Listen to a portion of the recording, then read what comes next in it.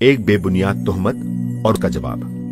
सवाल, आप पर यह इल्जाम आयद किया जाता है कि आप दरअसल खुद मुजद्दिद या मेहदी होने के मुद्दई हैं, या दरपर्दा अपने आप को मुजद्दिद या मेहदी तस्लीम कराने के लिए कोशा हैं। इस इल्जाम की हकीकत क्या है?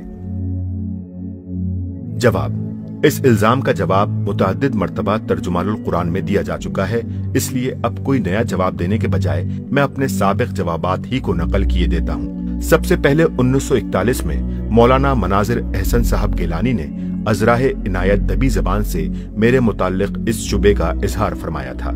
उस पर मैंने अपने मजमून रफ़ा शुबहात में अर्ज किया, आपको मेरे जुर्रत आमेज अल्फाज से शायद ये गुमान गुजरा होगा कि मैं अपने आप को बड़ी चीज समझता हूँ और किसी बड़े मर्तबे की तवक्को रखता हूँ, हालांकि मैं जो कुछ कर रहा हूँ सिर्फ अपने गुनाहों की तलाफी के लिए कर रहा हूँ और अपनी हकीकत खूब जानता हूँ। बड़े मरातिब तो दरकिनार, अगर सिर्फ सजा से बच जाऊं तो भी मेरी उम्मीदों से बहुत ज्यादा है। तर्जुमानुल कुरान, सितंबर अक्टूबर नवंबर 51 ईस्वी। इसके बाद इसी जमाने में जनाब मौलाना सैयद सुलेमान नदवी ने मेरी एक इबारत को तोड़ मरोड़ कर उससे ये मानी निकाले कि मैं मुजद्दिद होने का मुद्दई हूँ, हालांकि मैंने उस इबारत में अपनी हकीर कोशिशों को तजदीद दीन की मसाई में से एक सही करार दिया था।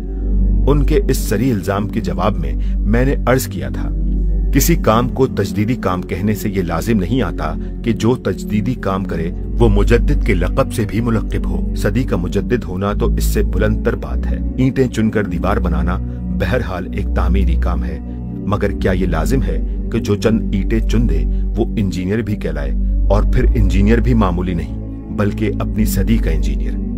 इसी तरह किसी का अपने काम को तजदीदी काम या तजदीदी कोशिश कहना, जबकि फिल हकीकत वो तजदीद दीन हक ही की गर्ज से ये काम कर रहा हो, महज एक अमर वाक़े का इजहार है और इसके ये मानी नहीं है कि वो मुजद्दिद होने का दावा कर रहा है और इस सदी का मुजद्दिद बनना चाहता है। कमजर्फ लोग बेशक थोड़ा सा काम करके ऊंचे ऊंचे दावे करने लगते हैं, बल्कि काम का इरादा ही दावे की शक्ल में करते हैं, लेकिन किसी जी फहम आदमी से यह तवक्को नहीं की जा सकती कि वो काम करने के बजाय दावे करेगा। तजदीद दीन का काम हिंदुस्तान में और दुनिया के दूसरे हिस्सों में बहुत से लोग कर रहे हैं। खुद मौलाना हजरत मोतरिस को भी हम उन्हीं में शुमार करते हैं। मैंने भी अपनी हद इस्तिताअत तक इस खिदमत में हिस्सा लेने की सही की है और अब हम चंद खुद्दाम दीन एक जमात की सूरत में इसी के लिए कोशिश करना चाहते हैं। अल्लाह जिसके काम में भी इतनी बरकत दे कि वाकई उसके हाथों दीन हक की तजदीद हो जाए, वो फिल हकीकत मुजद्दिद होगा। असल चीज न आदमी का अपना दावा है, न दुनिया का किसी को मुजद्दिद के लक़्ब से याद करना, बल्कि असल चीज आदमी का ऐसी खिदमत करके अपने मालिक के हुजूर पहुंचना है कि वहां से उसे मुजद्दिद का मर्तबा हासिल हो। मैं मौलाना के हक में इसी चीज की दुआ करता हूं और बेहतर हो कि वो भी अनकारा बुलंद अस्त आशियाना कहने के बजाय दूसरों के हक में दुआ फरमाएं कि अल्लाह उनसे अपने दीन की ऐसी खिदमत ले ले। मुझे ये देखकर ताज्जुब होता है कि बाज इस्लामी अल्फाज को ख्वाह मुख्वाह हवा बनाकर रख दिया गया है। दुनिया में कोई रोमी अजमत की तजदीद का दाइया लेकर उठता है और रोमियत के परस्तार उसे मरहबा कहते हैं। कोई वीदक तहजीब की तजदीद का अज़्म लेकर उठता है और हिंदुयत के परस्तार उसकी पीठ ठोंकते हैं। कोई यूनानी आर्ट की तजदीद के इरादे से उठता है और आर्ट के परस्तार उसकी हिम्मत अफजाई करते हैं। क्या इन सब तजदीदों के दरमियान सिर्फ एक अल्लाह के दीन की तजदीद ही ऐसा जुर्म है कि उसका नाम लेते हुए आदमी शर्माए, और अगर उसका ख्याल जाहिर कर दे तो अल्लाह के परस्तार उसके पीछे ताली पीट दे।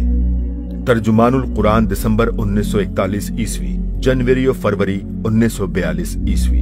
इन तसरीहात के बाद भी हमारे बुजुर्गान दीन अपने प्रोपेगेंडे से बाज न आए, क्योंकि मेरे खिलाफ मुसलमानों को भड़काने के लिए मन जुमला और हथकंडों के एक ये हथकंडा भी जरूरी था कि मुझ पर किसी दावे का इल्जाम चस्पा किया जाए।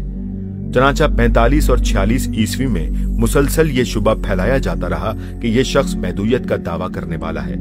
इस पर मैंने जून 46 के तर्जुमानुल कुरान में लिखा, जो हजरात इस किस्म के शुभात का इजहार करके बंदगाने खुदा को जमात इस्लामी की दावत हक से रोकने की कोशिश फरमा रहे हैं, मैंने उन्हें एक ऐसी खतरनाक सजा देने का फैसला कर लिया है जिससे वो किसी तरह रिहाई हासिल न कर सकेंगे। वो सजा ये है कि इंशाअल्लाह میں ہر قسم کے دعووں سے اپنا دامن بچاتے ہوئے اپنے خدا کی خدمت میں حاضر ہوں گا، اور پھر دیکھوں گا کہ یہ حضرات خدا کے سامنے اپنے ان شبہات کی اور انہیں بیان کر کے لوگوں کو حق سے روکنے کی کیا صفائی پیش کرتے ہیں۔ اگر ان لوگوں کے دلوں میں خدا کا کچھ خوف اور آخرت کا کوئی یقین موجود ہوتا تو ممکن نہ تھا کہ میرے اس جواب کے بعد پھر بھی ان کی زبان پر یہ الزام آتا، لیکن آپ دیکھ رہے ہیں کہ آج کس جرت کے ساتھ اسے اثر نو پھیلایا جا رہا ہے، اور ترجمان القرآن کی قریبی اشاعتوں میں اس کے متعلق جو کچھ لکھ چکا ہوں اسے دیکھ لینے کے باوجود ان میں سے کسی کی زبان میں لکنت تک نہیں آتی۔ آخرت کا فیصلہ تو اللہ کے ہاتھ میں ہے، مگر مجھے بتائیے، کیا دنیا میں ایسی ہی حرکتوں سے علماء کا وقار قائم ہونے کی توقع ہے؟ لطف یہ ہے کہ میری کتاب تجدید و احیاء دین، جس کی بعض عبارتوں پر ان شبہات کی بنا رکھی گئی ہے اور جس کے اقتباسات طرح طرح کی رنگ آمیزیوں کے ساتھ پیش کر کر کے لوگوں کو بہکایا جا رہا ہے، اسی میں میرے یہ الفاظ موجود ہیں: نبی کے سوا کسی کا یہ منصب نہیں ہے کہ دعوے سے کام کا آغاز کرے، اور نہ نبی کے سوا کسی کو یقینی طور پر یہ معلوم ہوتا ہے کہ وہ کس خدمت پر مامور ہوا ہے۔ محدودیت دعویٰ کرنے کی چیز نہیں ہے، بلکہ کر کے دکھا جانے کی چیز ہے۔ اس قسم کے دعوے جو لوگ کرتے ہیں اور جو ان پر ایمان لاتے ہیں، میرے نزدیک دونوں ہی اپنے علم کی کمی اور اپنے ذہن کی پستی کا ثبوت دیتے ہیں۔ آج جو لوگ میری اس کتاب کے اقتباسات پیش کر رہے ہیں، ان سے پوچھئے کہ انہیں یہ عبارت نظر نہیں آئی یا انہوں نے دانستہ اسے چھپایا ہے۔ ترجمان القرآن ذی الحج 70 ہجری بمطابق ستمبر 1951 عیسوی۔ ایک ساتھی نے سوال کیا ہے، انہوں نے کہا مولانا صاحب میں ایک دن یوٹیوب دیکھ رہا تھا، وہاں پر ایک مولانا صاحب جن کا نام ہے توصیف الرحمان، ان کو سننا شروع کیا تو انہوں نے مولانا مودودی کے خلاف بہت غلط اور سخت زبان استعمال کی ہے۔ آپ مولانا مودودی کے بارے میں کیا فرماتے ہیں؟ ہمارے بھائی توصیف الرحمان کو، اسی طرح ان کے دوسرے بھائی بیان، ان کو بس نہ آپ ہی اللہ تعالیٰ ان کے دل بدلے، ان کا کام سوائے اس کے دوسروں کو برا کہنے کے کوئی نہیں۔ ایسا کام غلط شروع کیا، کیا فائدہ؟ شیعہ یہ ہے، مودودی یہ فلانا، ہر وقت، اور یزید کے ہم اس کی صفائی دیتے ہیں کہ وہ بڑا بڑی انسان ایک تھا۔ اب مودودی سے ایسا آدمی جس نے ایسا کام کیا، یقین جانے بعض چیزوں سے اختلاف الگ بات ہے، مگر اس زمانے میں جو دین کی خدمت اللہ نے اس بندے سے لی ہے، اسی سے۔ آج آپ ہی کوئی بچہ پوچھ رہا تھا کہ بچوں کو کیا پڑھائے، میں نے کہا رسالہ دین یاد ہی پڑھا دو۔ اگر بنیادی باتیں دین کی سمجھنی ہے کہ دین کیا، اللہ کیا، رسول کیا، قیامت کیا، تو دین کے بارے میں رسالہ دین یاد، چھوٹی کتاب مگر ہزاروں کتابوں پر باری۔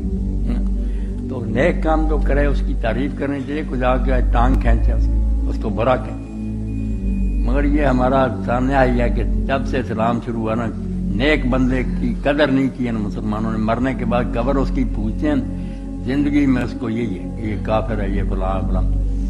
مولانا مودودی بہت اللہ کے نیک بندے تھے، اللہ تعالیٰ رحمت فرمائے۔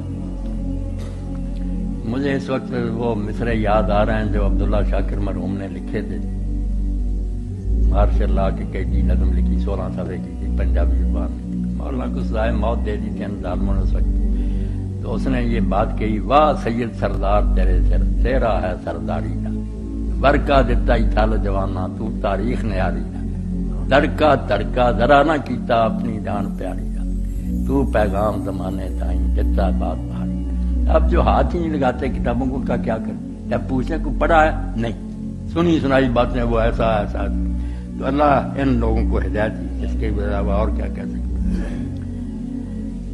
اللہ اکبر۔